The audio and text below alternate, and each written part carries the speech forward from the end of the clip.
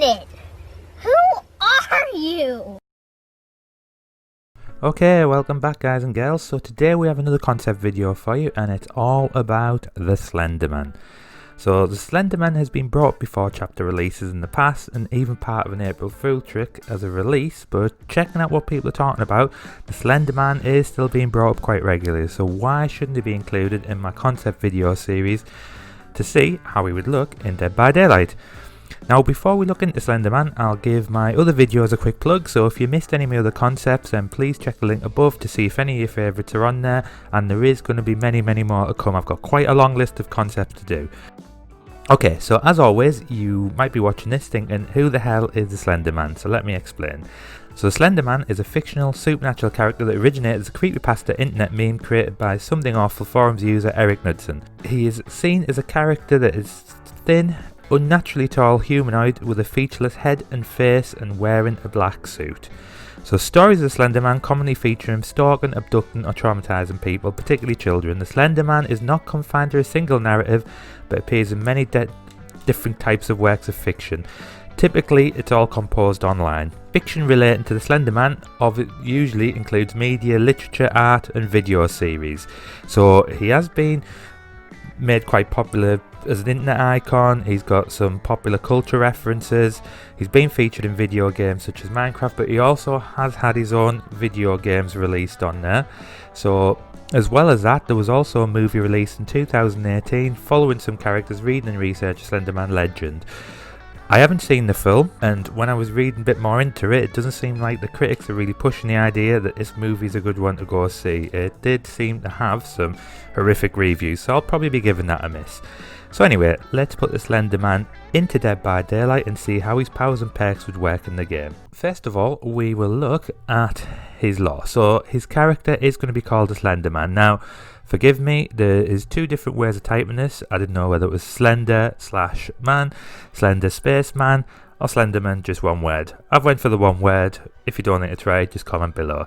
So he's a supernatural creature that is described as appearing as a normal human being, but he's described as being 8 feet tall and has what are known as tentacles for a weapon.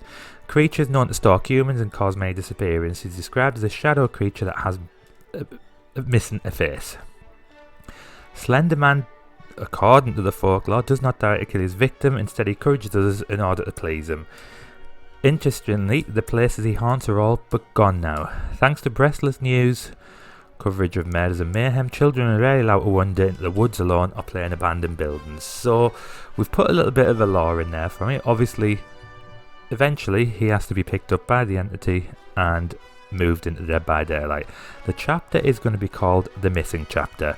And again, thanks to the people who have sent these concepts into me, it is much appreciated. So as always, he's going to have his 3 teachable perks, his attributes are down there, and his powers, which we will talk about in a bit. Alright, so that is the Slenderman. So this is how he would look in Dead by Daylight. So let's have a look at his powers. So his powers would be called Woodstalker. So activating this power will make you completely disappear and move significantly faster. When in Woodstalker, you will have the undetectable status and you can quickly phase through drop pallets and windows. So you can nurse it. You can be like a nurse and make your way through them. When getting out of this ability, you get a 1 second stun before appearing again, and when you appear, you'll be stunned for 3 seconds. So that's the balance side to make it a little bit more balanced. Because if you've got a character that can phase in and out, so when I'm reading this, it reminds me a lot about the nurse with the fatigue and the blinks. Survivors will still be completely visible during this stage, so we wanted to point that out because not like the spirit where survivors you don't see. The survivors will still be visible, and any drop pallets and windows will have a blue highlighted aura that you can see in a visible range to represent the fact that you can phase through them. So that's changing the mechanics of the game slightly. His special ability is Visual Insanity. So any survivor to view you in a specific range will gain the Insanity effect, which causes their screen to get fuzzy and glitchy for as long as they are looking at you. When a survivor gains the Insanity effect while looking at you, the heartbeat will increase significantly, and after a long period of time they're going to get a speed reduction and suffer from the exhausted effect. Hooked survivors or grab survivors cannot be affected by the Insanity effect. However, your appearance in a specific distance will cause survivors who are working on generators to not gain this Insanity effect but get a glitching effect on the screen and generate a fixing speed decrease. Now, this might all sound familiar again, a bit like the dock. You can only affect survivors with this automatic power for looking at you within a medium or close range. They won't be affected if you're far enough range, even if you're still visible. The status icon for the survivors will turn into an unplugged icon when a survivor has been killed with this power. Alright, so that is the visual insanity. Now, part of it was that they had to snap out of it within 60 seconds, or they would hit the dying stages on there. And this is what it means by saying we'll get the unplugged icon when a survivor is being killed with this power. I wasn't too sure about that power itself, thinking is it too OP or will it fit in well with the game? So I thought I'd talk about it and obviously open that up for discussions there. Is that a good way of killing survivors? So eventually their insanity will go off and they will die. Alright, so let's look at these perks. As always, 3 teachable perks. All the perks have to be transferable between other characters, so the first perk is called In Your Mind. So you read the minds of all who face you and see their dreams, turning them into nightmares. So any survivor that stares at your face for 3 seconds will be hindered by this effect and hear a static effect. The full use for this perk activates when the survivor has been affected by this perk is healing a survivor or working on a generator. They are going to receive a difficult skill check to complete. This perk can be used on the same survivor twice with a 60-second cooldown. If all survivors have been affected twice, then this perk will be deemed useless. So basically, you get a chance to affect the survivors twice with this perk. When they've looked at you for 3 seconds, the perk activates. So they're going to receive difficult skill check and a notification if they miss that. And they're going to receive a hindrance as well to how long the generator has been getting fixed for. Alright, his second perk is called Kidnapper. So as an experienced kidnapper of children, you are skilled at hiding the corpses of survivors and making sure nothing is known about a disappearance. So when carrying a survivor, your terror radius is decreased by 20%, and when you put a survivor on a hook, the notification of being hooked or sacrificed to the entity is going to appear, but it is going to have a 15 seconds delay on there. Survivor will scream, but none of the other survivors will hear it until those 15 seconds have passed. So you are basically, like it says there, skilled at hiding the corpses.